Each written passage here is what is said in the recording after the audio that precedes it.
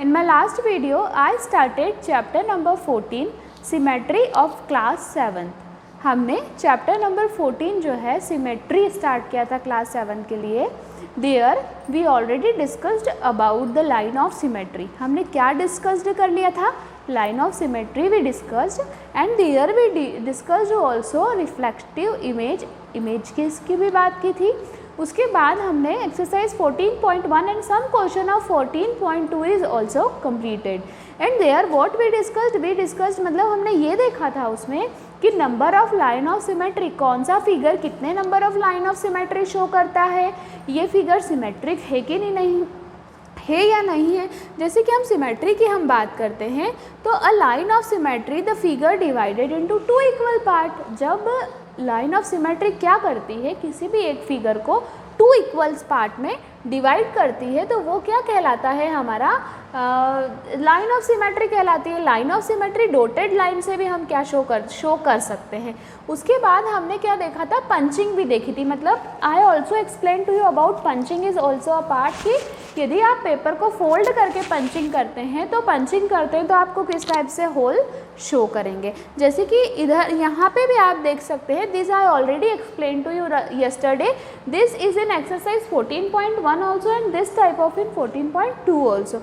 What is there, इस figure की यदि हम बात करें तो इसमें आपको क्या शो की हुई है बेटा, लाइन ऑफ सिमेट्री शो की है. और here it is also given कि कौन सा फिगर कितने number of line of symmetry show कर रहा है. जैसे कि यहाँ पे rectangle 2 line of symmetry show कर रहा है, स्क्वायर 4 कर रहा है, इक्विलेटरल ट्राइंगल कितने लाइन ऑफ सिमेट्री शो कर रहा है, 3 लाइन ऑफ सिमेट्री शो कर रहा है.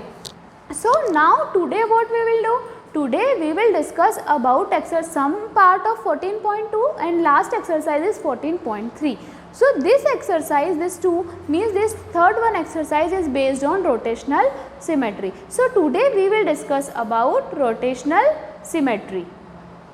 We will discuss about rotational symmetry. Before this we will see symmetry, है ना. एक बार हम सिमेट्री को रिकॉल कर लेते हैं रोटेशनल सिमेट्री देखने के पहले.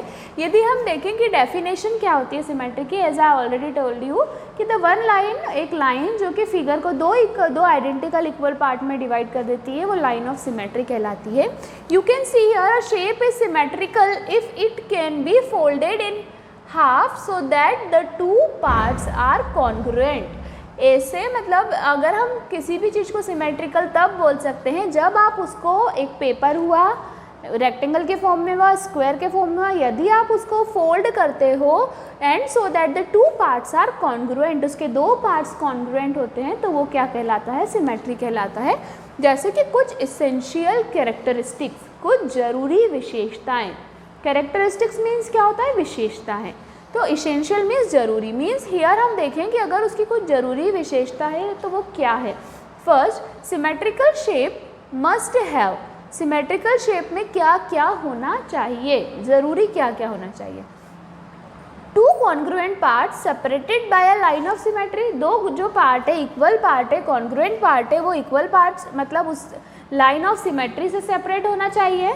Second, corresponding vertices and sides matching when the shape is folded along the axis of symmetry. यदि हमने सिमेट्री एक्सिस ड्रॉ की है, ठीक है, या पेपर को फोल्ड किया है, तो जो उसके दो इक्वल पार्ट है वो आपस में कॉन्ग्रुएंट होना चाहिए, मतलब आपस में इक्वल होना चाहिए. उसके कॉर्नर्स हुआ या फिर वर्टाइसेस और कॉर्नर एक ही बात है, वो आपस में मतलब सेम होना चाहिए. इधर 2 कॉर्नर्स है, इधर भी 2 ही कॉर्नर्स होना चाहिए. और नॉन इसेंशियल कैरेक्टरिस्टिक्स मतलब ये ज़रूरी नहीं होती है ये विशेषताएँ हो. First, may be symmetrical shapes में बी लार्ज और स्मॉल. यस, सिमेट्रिकल शेप बड़े भी हो सकते हैं, छोटे भी हो सकते हैं. इंक्लूड रेगुलर और इरेगुलर शेप, उसमें रेगुलर शेप्स भी होते हैं. ये बेटा नॉन इसेंशियल कैरेक्टरिस्टिक्स है, मतलब ये ज़रूरी नहीं है कि ये कैरेक्टरिस्टिक सिमेट्रिकल फिगर में पाई जाए. Non essential it is. So it be a large और small. It include regular or irregular shapes, have different positions, have more than one line of symmetry. These are non-essential characteristics. This is the example of. ये क्या, ये non example है. क्या है, non example है. और ये क्या है, एग्जाम्पल है. ठीक है, मतलब यहाँ से अगर आप फिगर को डिवाइड करोगे तो ये 2 इक्वल पार्ट्स में हो जाएंगे, बट ये 2 इक्वल पार्ट्स में डिवाइड नहीं हो पाएंगे। Now we will discuss about rotational symmetry. अब हम किसके बारे में पढ़ेंगे? रोटेशनल सिमेट्री के बारे में पढ़ेंगे। Rotational symmetry is fully based on exercise 14.3 and some of 14.2। अब रोटेशनल से मतलब आपको क्या समझ में आता है? मतलब कि घूमना है ना, रोटेट होना हम बोलते हैं ना, अर्थ या फिर सन रोटेट, अर्थ रोटेट, मतलब घूमने की बात हो रही है यहाँ पे। तो क्या होता है बेटा, जैसे कि आप एग्जाम्पल, आपकी घड़ी, आपके घर में वॉच है, सभी के घर में वॉच है। सो क्या है, उसके जो हैंड्स होते हैं, जो घड़ी के कांटे होते हैं, उसका एक फिक्स्ड पॉइंट रहता है और जो वो हैंड्स है वो क्या करते हैं? रोटेट करते हैं। मीन्स 12 o'clock, 12 बजे 12 जो होता है उस पर हमारा जो बड़ा वाला है, छोटा वाला कांटा होता है, वो मूव करता है पूरा और वापस से कहीं पे पहुंच जाता है? 12 पे पहुंच जाता है। ठीक है, मतलब वो कंटिन्यूस क्या करता है, वो कांटे जो होते हैं, हैंड्स क्या होते हैं? रोटेट होते रहते हैं।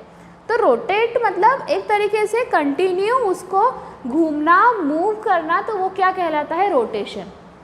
कंटिन्यूसली जब मूविंग हो रही है तो वो क्या हो जाता है? रोटेशनल। अब हम बात कर रहे हैं रोटेशनल सिमेट्री। तो rotational symmetry, a figure has a, क्या होता है rotational symmetry? A figure has a rotational symmetry और radial system. It can be rotate about a point and angle greater than 0 degree and less than 360 degree so that the images coincidence with the pre-image. You can see here. ठीक है, you all know protractor very well. D हमको पता है, D से हम angle बनाते हैं। तो जब D से हम एंगल बनाते हैं तो हमारा एंगल जो स्ट्रेट होता है, ये वाला इस लाइन पे जो ऐसा एंगल बनेगा वो 90 डिग्री एंगल बनता है। ठीक है, जैसे कि क्लॉक की भी बात करते हैं तो पहले 12 बजती है, फिर 12:15 बजती है, फिर 12:30 बजती है, फिर 12:45 बजती है, फिर 1 बजती है। 15-15 मिनट का उसमें भी डिफरेंस होता है। So the angle of rotation symmetry is the smallest angle through which a figure rotated to coincident with itself. The number of times the figure coincident itself as a rotate through 360 degree is called the order of rotational symmetry। जैसे कि पहले हम देखें 90 degree का angle होता है ना, 90 degree के बाद हम 9 में से 9, उसके बाद एंगल बनता है 180 डिग्री का। जैसे रोटेट कैसे होगा, कैसे होगा रोटेट? 90 डिग्री में रोटेट हुआ, ठीक है, 90 डिग्री के बाद वो रोटेट होता है ऐसे, फिर ऐसे, फिर ऊपर ओरिजिनल पोजीशन में चले जाता है। तो 9 का टेबल आपको आता है, 9 1 जा 9, 9 2 जा 18, 9 3 जा 27 एंड 9 4 जा 36। मतलब 90 डिग्री, 180 डिग्री, 270 डिग्री और ऊपर चले जाएगा तो वो किस पे आ जाता है?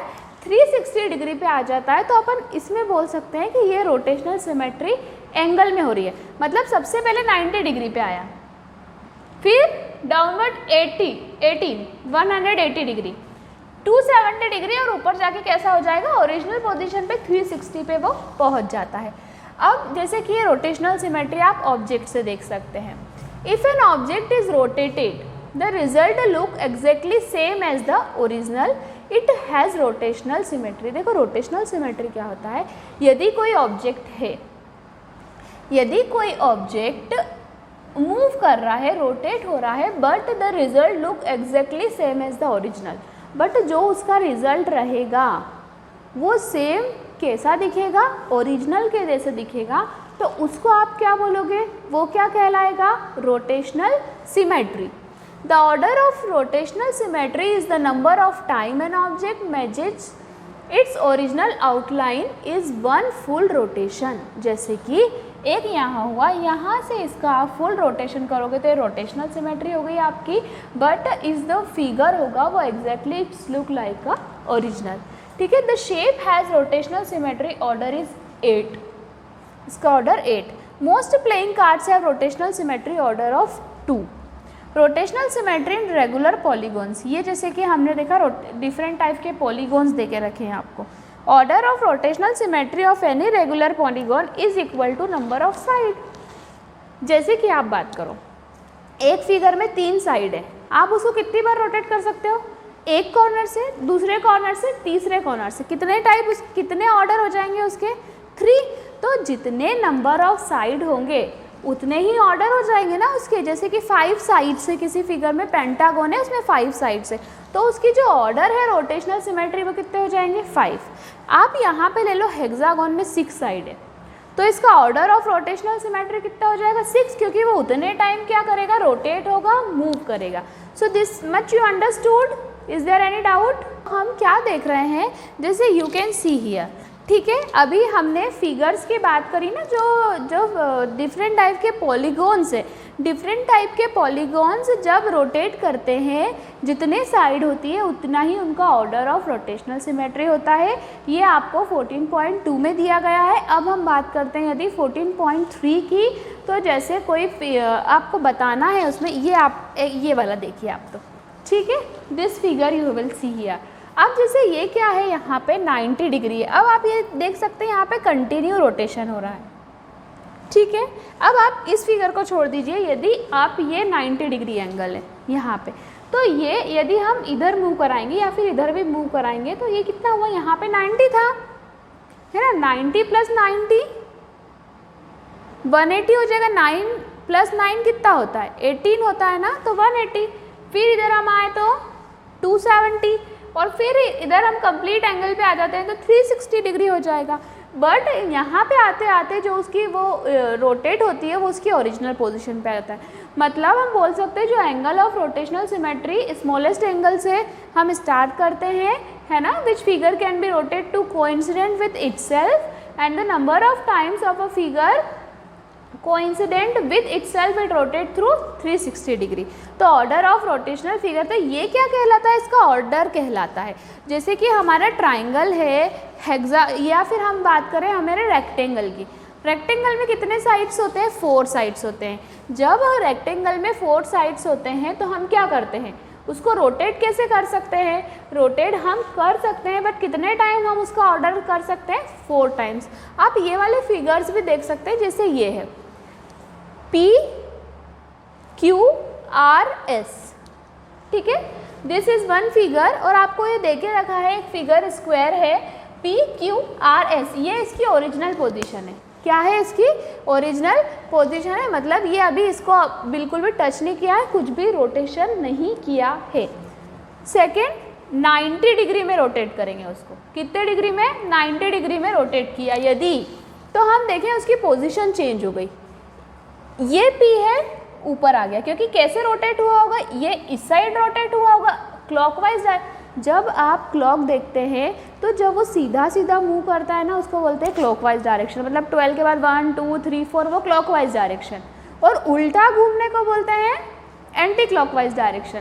तो जब ये 90 डिग्री क्लॉकवाइज में मूव हुआ तो आप इसकी पोजीशन देख सकते हैं, यहाँ P था तो P पॉइंट कहाँ आ गया, देखो P Q R S, है ना, P पॉइंट ने अपनी पोजीशन चेंज कर ली, वो ऊपर चले गया।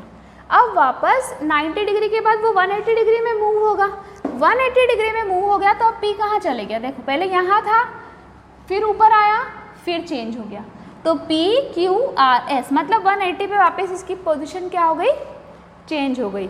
अब फिर रोटेट ये 180 डिग्री में, मतलब आप you have to keep in your mind, यहाँ से P था, एक बार रोटेट किया ऊपर चले गया, वो आप देख सकते, फिर वापस से घुमाया तो वहाँ कोने पे चले जाएगा, जैसे कि आप यहाँ देख सकते हैं। फिर हम रोटेट करेंगे 270 डिग्री में, 270 डिग्री में कैसे रोटेट होगा, अब वो ऊपर था तो फिर वापस नीचे आ जाएगा वो, तो उसकी पोजीशन देखो आप P Q R S, ठीक है। अब लास्ट बचा 360 डिग्री, जैसा कि अभी हमने बोला था कि वो वापस से क्या कर लेता है, उसकी रोटेशनल सिमेट्री कहलाती है कि वापस से उसके जो ओरिजिनल फिगर है वैसा वो दिखने लगता है। फिर 360 डिग्री पे वो रोटेट हुआ तो वापस से उसने उसकी पोजीशन ले ली, देखो P Q R और S, तो P Q R S, मतलब पॉइंट ये मान लो आप P यहाँ था, एक बार रोटेट हुआ, दूसरी बार रोटेट हुआ, तीसरी बार रोटेट हुआ, चौथी बार रोटेट हुआ, तो वो उसकी ओरिजिनल पोजीशन पर पहुँच गया।